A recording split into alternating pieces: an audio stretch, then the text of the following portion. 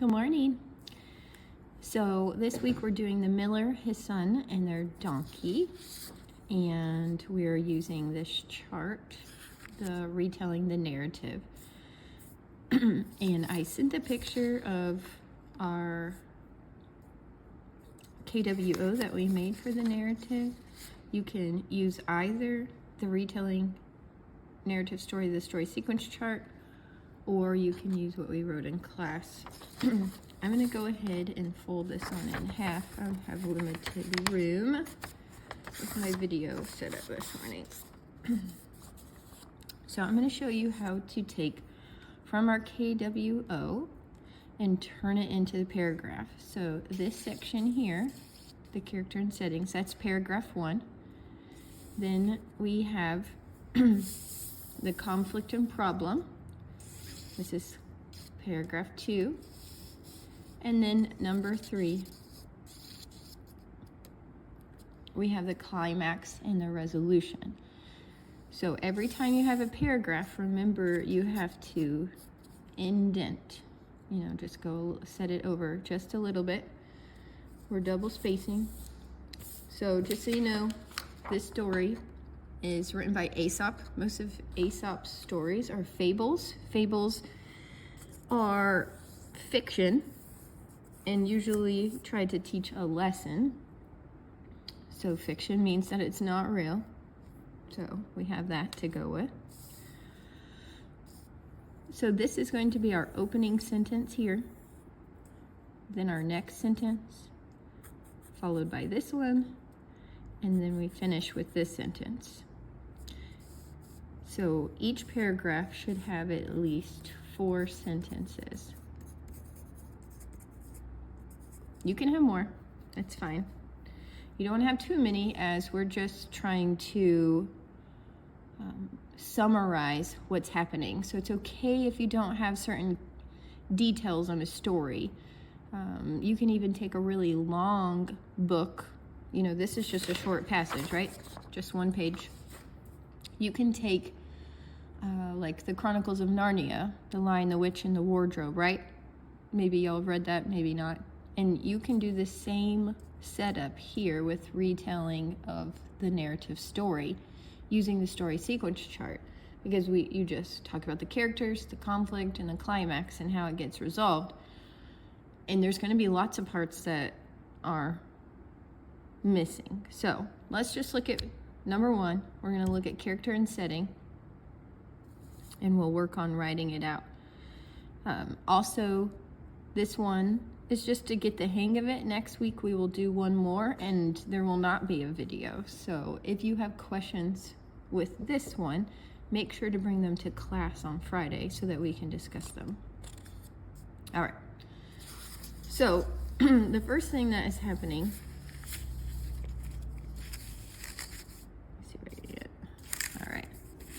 I'm going to indent. You wouldn't draw an arrow, but I'm just showing you how the indentation works. So the miller and his son are poor. One day, they decided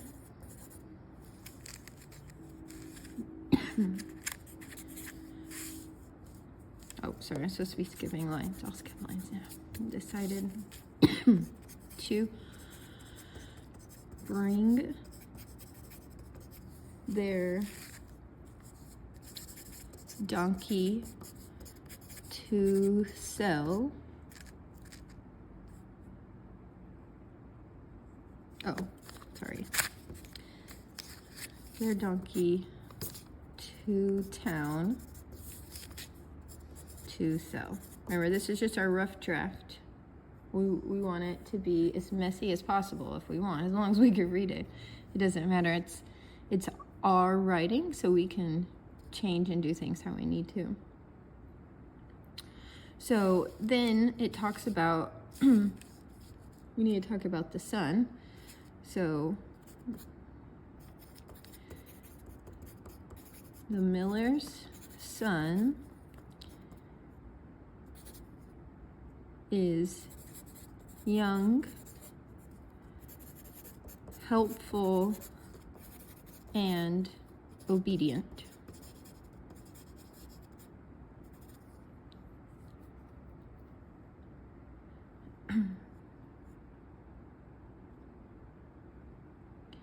And then we're going to talk about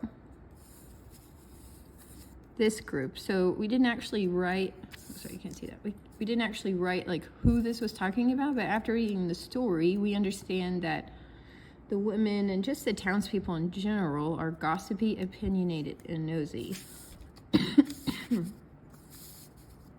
So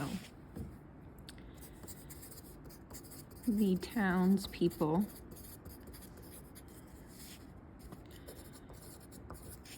were gossipy, opinionated, and nosy.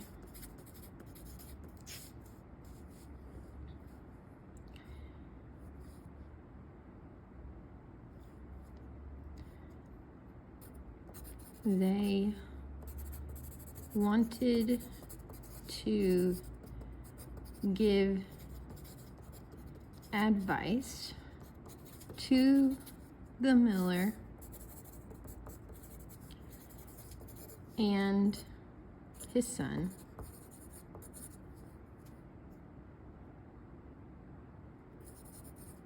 So up here we wrote life.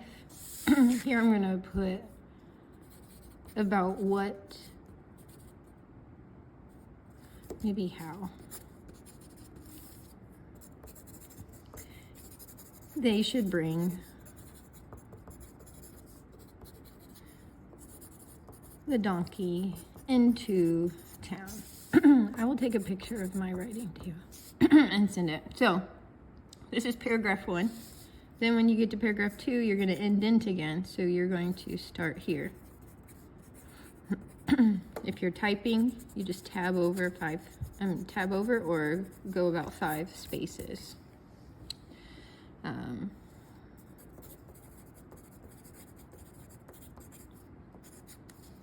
And then for paragraph 2, this is when you are talking about the conflict of what exactly is happening. So the characters and setting, I've heard also people talk about, we talk about the characters, and then the setting, it talks about where and when, but it also can help set up the story, setting, our base word. We've got the doubling rule, we've got the suffix, so here's our base word, set. So we can also use paragraph 1 to help set up the story of what's to come. And so that's what we've done on the first one. So then we kind of, number 2, go through what happens with each person that they encounter, each townsperson, and what happens. And then on 3, the climax, when we have the sarcastic man, don't you like our man? Sarcastic man. And he says, you carry the donkey, right? And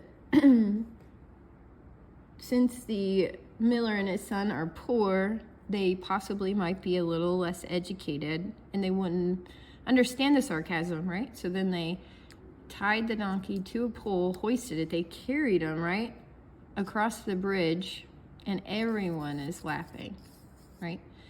The donkey, he was spooked. But he also didn't like the noise, so that's how we got the word spooked. That's just a different word. So the more vocabulary you can include in your writing is better. Broke the cords, and then he falls into the river, right? The end. Don't write the end. That's not what we want. We just want it to kind of conclude. One other thing I'm going to show you, 2 things, is if you look here, every single one of my sentences starts with the. I want you, and then I have the they, but Either way, I want you to try to not start your sentences with the same words. So write your story. After you finish your rough draft, go back and see how you started your sentences. Okay? And we'll talk about that more as we go on. That's something I want to help y'all grow in. After you write your story, turn it into your editor to review. And then when you turn it on Friday, you want to make sure that you meet all the requirements of the checklist. There's a checklist for each story that we do. So you want to make sure each paragraph contains at least 4 sentences, that you turn in everything, that you have an ly adverb on each paragraph, see 1, 2, 3, and a who, which clause, which we talked about in class, in each paragraph. And then, of course, our mechanics, capitalization and marks, punctuations, complete sentences. We definitely need to make sure we have a subject and a verb in each sentence, and then check spelling. All right, if you guys have any questions about the miller, his son, and their donkey, reach out. Talk to y'all later.